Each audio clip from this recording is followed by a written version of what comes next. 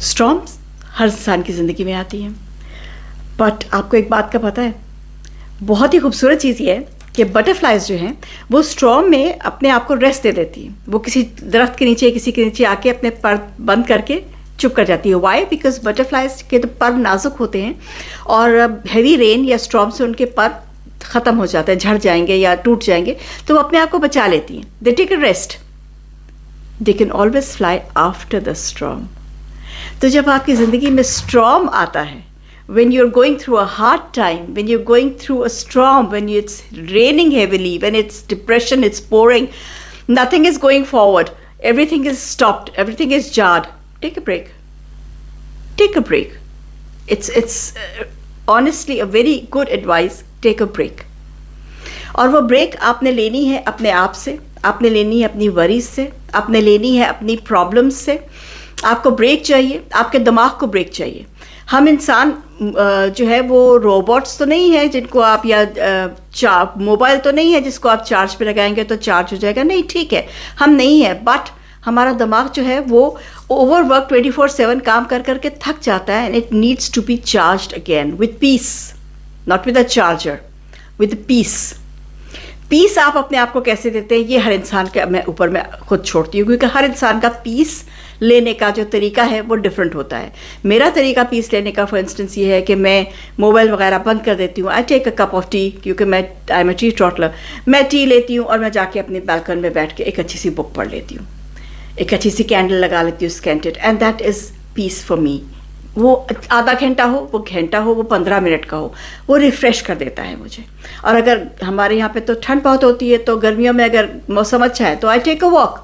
तो ये हर इंसान का अपना है कि उसने किस तरह से करना है। आप वॉक पे जा सकते हैं, आप अपने फ्रेंड्स के साथ बात कर सकते हैं, अपनी बेस्ट फ्रेंड के साथ आप गुफ्तगू कर सकते हैं, आप बैठ के फिल्म देख सकते हैं। एवरीबडी वर्क्स डिफरेंटली, हर एक का दिमाग डिफरेंट काम करता है ना, तो हर एक इंसान डिफरेंट तरीके से अपने आप को रिचार्ज कर सकता है। But recharging your self is the main thing.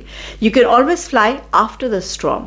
जब आप बर्न आउट हो जाते हैं ना, व्हेन यू गो भंग, बर्न आउट, तो उस वक्त आपको रेस्ट की ज़रूरत है, physical and mental.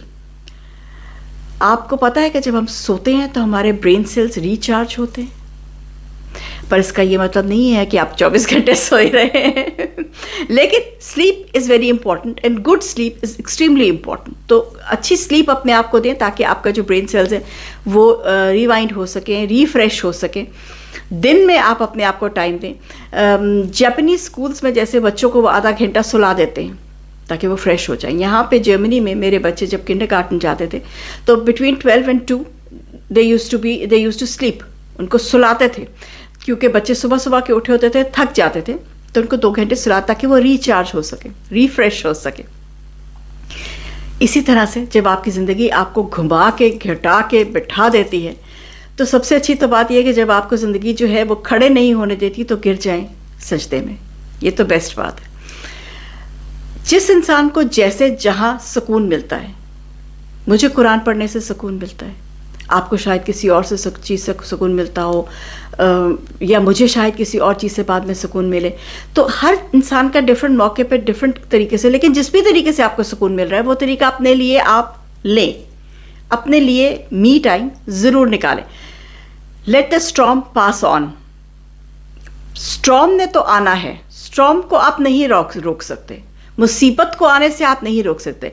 Your ability is how you get pass through that problem, that storm, that what ever is coming at the moment. आप उस चीज़ में से अपने आप को कैसे जो है ना जड़ें मजबूत रखते हैं कि वो ऊपर से गुजर जाए।